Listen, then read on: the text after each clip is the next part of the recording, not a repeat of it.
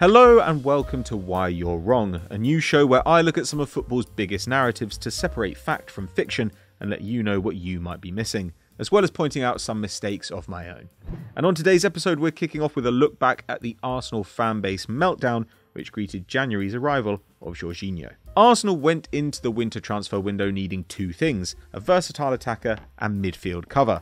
And though they did in fact end up with both those jobs done, the last-minute shift from Jose Caicedo to Jorginho has rankled with the Gunners fanbase. Trading the £80 million pursuit of a 21-year-old star on the rise for another ageing Chelsea cast-off has brought up bad memories, and in a team full of energy, pace and dynamism, the willowy, static Jorginho seems a strange fit, prompting calls for Edu's head from some quarters of Arsenal fandom. Pretty funny when you remember they're on track to match the best team in Premier League history. So what makes this perspective so wrong, despite a horror debut against Everton for the Italian? The first thing we should point out is that this signing has little in common with some of Arsenal's previous purchases from Chelsea. David Luiz and Willian were both signed as starters, with the former handed a 3-year deal and the latter given 2.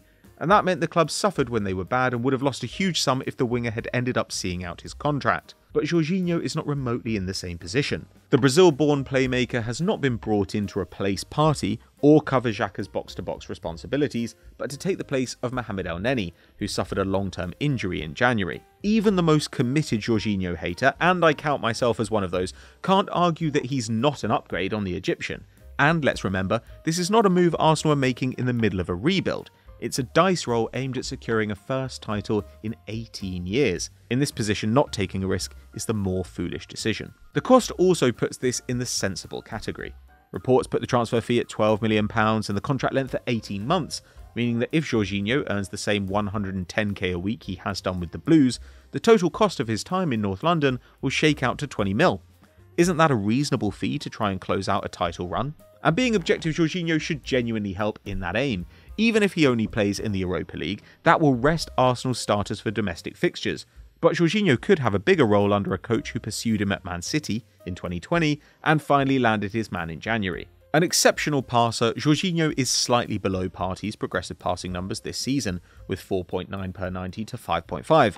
But in his early days in London, and particularly at Napoli, he was among the best distributors in the world, playing incisive passes over 10 times a match. He's also dispossessed less than the Ghanaian, and if he were to step into the Gunners' midfield, he'd benefit from phenomenal support too. Zinchenko ranks close to Partey for touches in the middle third this year, with 44 to the former Atleti man's 50, and the Ukrainian is by far the best in the squad for playing through the lines, while Ben White adds cover and progression on the right. Meanwhile, in Gabriel and Saliba, Arsenal have two of the division's most mobile defenders, the Frenchman ranking 8th in the league for recovering loose balls.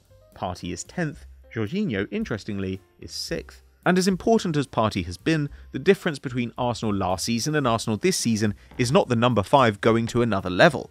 Yes, his passing into the final third is excellent at 7.5 a game, but that's not as good as the 8.4 he managed in his first year when the Gunners came in 8th. 3.6 defensive actions per 90 is run-of-the-mill, while his tackle success is just 48%, actually trailing Jorginho in both categories.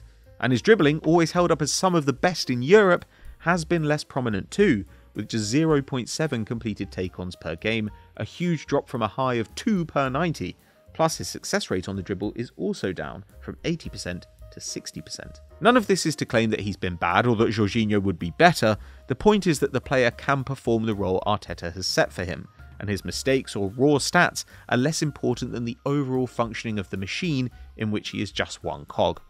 If Arteta wants to bring in Jorginho, it's not because he's stupid and hasn't noticed that the Italian is weaker, less positionally sound, and less athletic than Partey or Rice or Moises Caicedo. It's because he thinks Jorginho can perform a particular role and that the team can still be good with him in it. It's not expensive, it's not poorly planned, and it won't derail the project. This move is fine. I've always been a Mourinho hater. Unless you're a Chelsea or Inter Milan fan, the man is basically impossible to love. But even his biggest supporters have had to accept that the Portuguese has slowly become less effective as a manager at the highest level. The young Mourinho, who would whip up a media storm to protect his players, somehow turned into a man willing to hang his team out to dry after a rough performance. And tactically, he seemed to be tiring too, with a win rate of 69% before 2013 dropping to 57% since, and even his famously stout defensive setup starting to fail, conceding more than a goal a game for the first time in his career during his tenure at Tottenham. So I had little expectation that the special one would do anything special at Roma, and while Giallorossi fans were delighted to break their European duck in last season's Europa Conference League, that seemed yet another step down for Mourinho.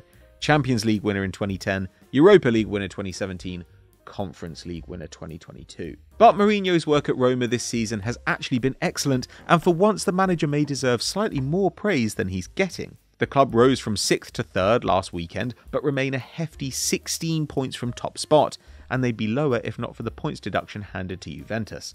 They've scored the 7th most goals in the league, and 3 teams boast better defences, and in just over 80 games with the capital club, Mourinho has lost more matches than he did in his entire first spell with Chelsea, but none of this paints a fair picture of his work since returning to Italy. Routinely decried as a chequebook manager, Mourinho has spent just €9 million on players this season, less than 17 of the other 19 clubs in the Italian top flight.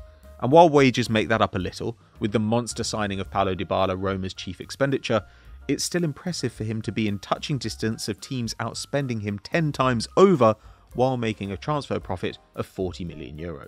But if the bounces had gone his way, Mourinho might well be outstripping those rivals. According to XG, Roma would be predicted to have scored 6 goals more and to have conceded 3 fewer so far, giving them a goal difference of plus 19 compared to their actual plus 10. That would be the second best in the country, about the same as leaders Napoli if you look at their underlying numbers, and would also make their defence the best in Europe, allowing just 0.7 goals per game compared to the 0.8 predicted for Man City and 0.9 for teams like Arsenal and Newcastle. Despite rating bang average for pressing, the team excels at stopping opponents getting into their zone, with just 77 passes completed within 20 metres of their goal this season, a whopping 21 fewer than the next best Napoli and Fiorentina. Vintage Mourinho, and an indication that his methods can still work 20 years after he made his name with Porto and lifted his first league title. None of this would convince me that Mourinho deserves a move to a more high-profile club. That part of his story is rightly over, and his last few seasons in the Prem with United and then Spurs seemed to sour the 60-year-old, wearing away the charm and wit which made him a guaranteed box office star when he arrived at Stamford Bridge in 2004. But by the look of things, I was wrong to call him finished, and with the right signings and investigations into other top Italian sides ongoing, he could even challenge for a title again next season. Delivering a long-awaited Scudetto to Rome, just the 4th in the club's century-long history, would be some way to cap his remarkable career. So that's why you're wrong for this week. Thank you for watching, and hit us up with your suggestions of other things I got wrong, as well as your most treasured football opinions, and you could be featured on next week's show. Get your entries in the comments below, don't forget to like and subscribe, and we'll see you next time.